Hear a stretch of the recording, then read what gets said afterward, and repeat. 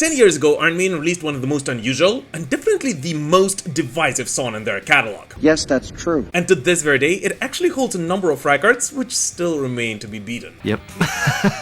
So today, in our Up the Irons series, let's take a look at some interesting facts about Empire of the Clouds and then discuss why it might actually be one of the most divisive songs in their catalog. Here you go.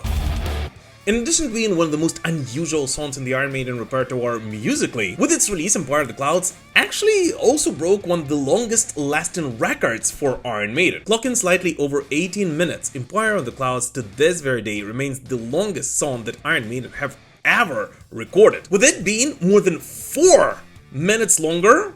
So another song longer than the one that held this record before it. That one, of course, being the legendary Rime of the Ancient Mariner, a nearly 14-minute long epic from the Power Slave album. So yes, first of all, with its release, Iron Maiden broke a record that stood for more than 30 years back then. To ride the storm to a kingdom that will come. But the craziest thing is that back 10 years ago, it was only the 4th Iron Maiden song clocking over 10 minutes, right after Rime of the Ancient Mariner, Sign of the Cross, and When the Wild Wind Blows. And just 6 years after Book of Souls, they will release its follow-up Senjutsu, featuring 3 tracks that do that, all placed one after another on the record, by which basically doubling their 40-year-long production of the songs over 10 minutes long. But the most important thing is that Empire of the Clouds was just not yet another epic. This one is a reminder of a huge tragedy that took part almost a century ago.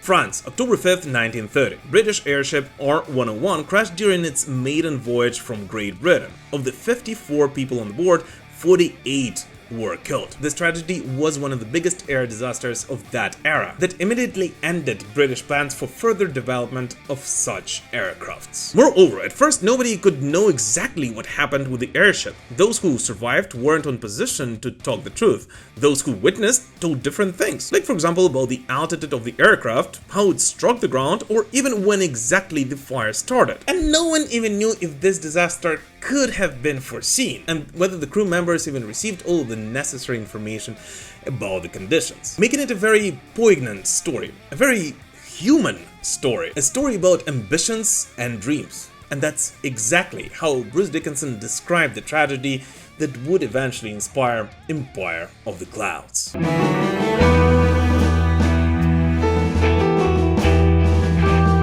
According to Bruce Dickinson, Empire of the Clouds is one of the only Iron Maiden songs which was not written with guitars in mind.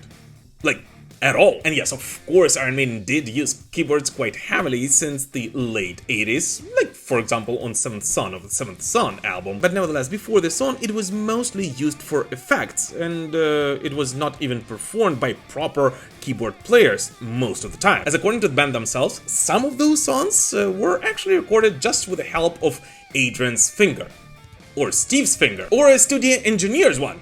So basically whoever had a free finger at the time of the recording. I like the heavy metal, yeah, but I would like to play the heavy metal by synthesizers. You can't play heavy metal with synthesizers. Yeah, I want. We want more that bands from the West, because you see in Poland a difficult situation, there's no good band. And of course on the following records they did ask Michael Kinney, or sometimes even Steve Harris himself would perform the keyboard parts on Iron Maiden records. But still, on all the Iron Maiden songs released before 2015, keyboards were just adding another layer to an already created tune. And Empire of the Clouds was completely different.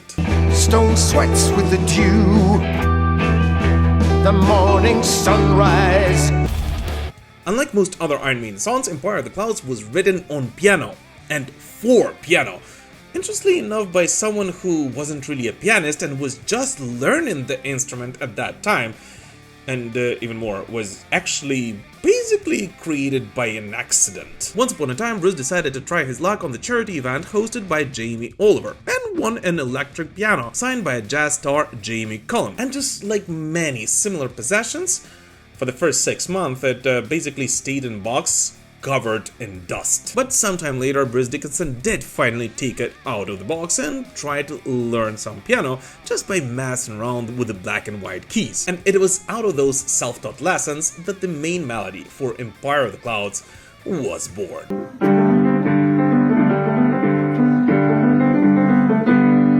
But if we're being very honest, despite having an idea for that song, Empire of the Clouds wasn't actually completed until the studio sessions for Book of Souls album. As after finishing his work on Death of Glory, his another song on Book of Souls, Bruce was left with a short lyrical intro. Mist in the trees, stone sweats with the dew, the morning sunrise red before the blue, which he really felt like was a perfect setting for a grand story, yet which he did not have a chance to use on Death or Glory. Being a huge artifacts collector and a huge aviation fan, yeah, I know it's a shocker. Yeah, unbelievable. Sometime before the release of Book of Souls, Bruce Dickinson actually bought some artifacts from R101, tankard and the pocket watch from one of the survivors. And given the fact that just before he went to the studio, he actually finished a huge book, a 600 pages encyclopedic R101 crash report called To Ride the Storm, he realized that the intro and the bits of music that he already had painted a perfect picture to tell the story of R101, and piece by piece, verse by verse, the story was born. Yet since the beginning, this song was created in a very different manner from pretty much any other Iron Maiden song. Bruce Dickinson actually wanted it to sound differently, as he realized that just having an instrumental intro setting for the piece was simply not enough. He wanted the song to have a grand, classical feel, despite the whole fact that he didn't really know much about classical music. Yet, nevertheless, with the help of his band members, he was able to achieve that. The first one to be absolutely blown away by what Bruce had created was actually Nico McBrain. Because, as Nico tells it, Bruce didn't just write a piano tune. He crafted an entire percussive journey, building distinct rhythmic textures for each section of the song. And let's be honest here, who better than the drummer to recognize that kind of magic? I love my job. Nico himself contributed that military-style snare at the very beginning, which actually is not exactly a beat, at least in its common sense, but rather a percussive dance around Bruce's haunting piano intro. Each section of it has its own unique little percussive quality. So at the beginning, it's just little grace notes on the drums, and he comes in with like this little military snare thing. But it's not playing a beat in the recognized sense of the word. It's playing to the piano. The whole thing is swinging from a piano up till about sort of 4 minutes in. And afterwards, even the Morse code, as the SOS signals you hear aren't random. And that, of course, was just the beginning, as in addition to that, for example, Nico McBrain actually syncopated the Morse code into the drums. And overall, I just have to point out that the drums on the Empire of the Cloud, I'd say, are equally as important, and as important not to the rhythm, but to the melody itself, as the piano or any other instrument, and especially in its first part. Because Bruce wasn't just writing a song, he was painting a picture. He wanted you to see it, and it was Nick McBrain who helped Bruce out with it. Sails up the sky, a heart breathe. Oh, and by the way, in the song's culmination, Bruce Dickinson specifically wanted to underline the creaks, the screeches of the twisted metal. And when he told Nico that, he simply responded, "I know exactly what to do." So he turned to his orchestral gong, that enormous metallic disc sitting behind his kit, grabbed a violin bow and started scraping its edge, coming up with that eerie metallic wail you hear in the final moments of Empire of the Clouds. One of the most haunting and visceral parts of that track, which perfectly captures the atmosphere of that disaster.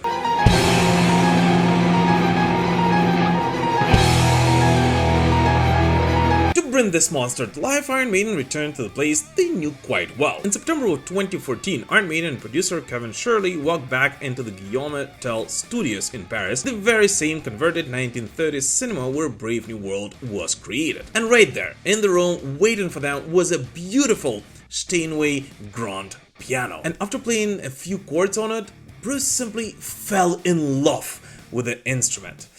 Well, he actually described it quite differently, but still. You know. And by the way, yes, it was on that piano that Iron Maiden finalized Empire of the Clouds. Yet, instantly enough, they decided to not actually use it on the recording, and instead go with a MIDI keyboard, simply because Bruce Dickinson, who once again isn't really a pianist, was too nervous about messing things up. And yes, it is actually much easier to patch things up when you're using a MIDI, right? Yet, nevertheless, it was the piano, or rather the MIDI keyboard, that laid the foundation for Empire of the Clouds. And all of the other instruments, including the usual for Iron Maiden guitars, and rather experimental for the band orchestral elements, were added on top of it and built around that simple intro and the melody that the Iron Maiden vocalist played around with before.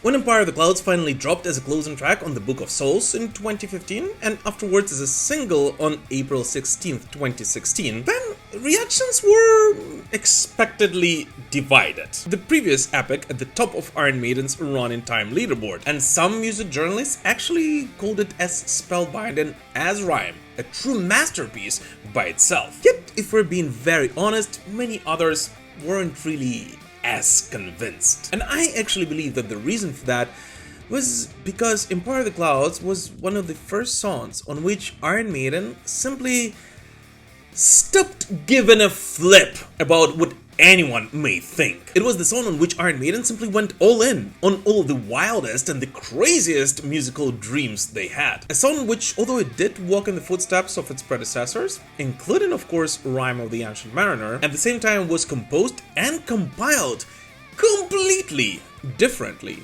At parts not even sounding like Maiden at all. And so for those Iron Maiden fans for whom the epic songs like Rime of the Ancient Mariner or When the Wild Wind Blows are their favorite ones on the respective Iron Maiden records, this was simply a true gift and instantly the best and the strongest song of the Book of Souls overall. Yet for others who aren't exactly the fans of Iron Maiden's longer tunes, this was just Rime of the Ancient Mariner turned into absurd and taken to an absolutely new level. And so yes, if we're being honest, for some I do understand how it could have felt like a bit of a drag. A drag that was long, massive, and very experimental, yet at the same time did not exactly match the epic feel of the legendary track from Power Slave.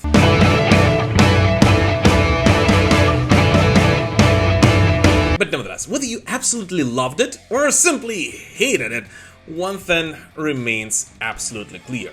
To this very day, this song is one of the most experimental tunes Iron Maiden have ever recorded in their career. A song on which Iron Maiden went above and beyond in their wildest musical dreams. And I don't know about you, but I would simply love for this band to play Empire of the Clouds live at some point in the future. Even if that means sacrificing some of their classic tunes.